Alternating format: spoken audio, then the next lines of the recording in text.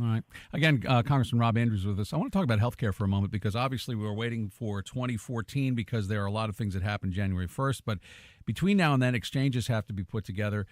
There has been often quoted, you've heard Senator Max Baucus line that this could be a train wreck, and there's been some pushback as far as how these exchanges are being executed or put together. Is everything on schedule, do you think?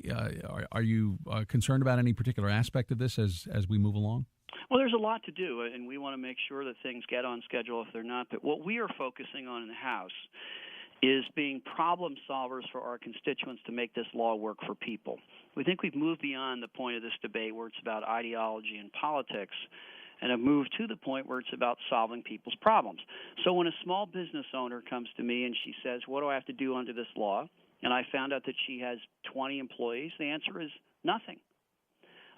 When an employer with 10 employees wants to know if they can get a tax cut for voluntarily buying health care, I try to explain how they can.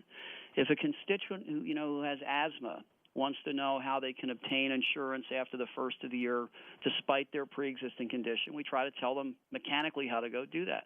And I think there will be flaws, there will be glitches, but fundamentally this law works.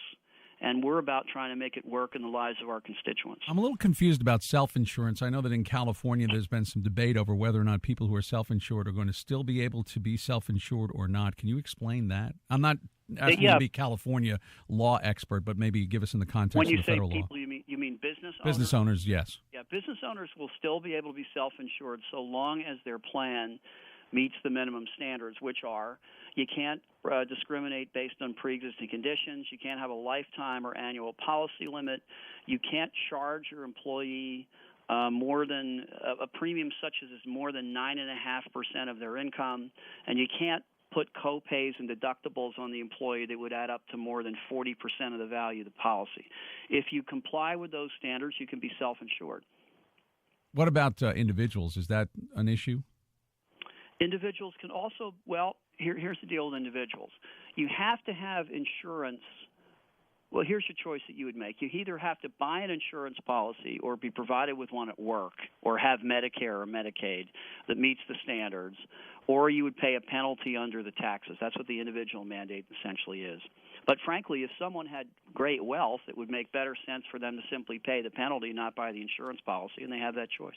The other side of this, too, is the question about how many businesses might actually opt out of providing health care for their employees and then leave it over to the exchanges, which, again, to this point, in many cases have not been established. There's I think, an uncomfortable unknown in that.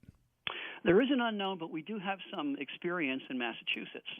The Massachusetts employer mandate put in by some guy named Romney was very similar to the federal employer mandate. What happened in Massachusetts after that law went into effect is the number of people covered at work dropped by a little bit, but it didn't drop by as much as the rest of the country. In other words, a recession had just started.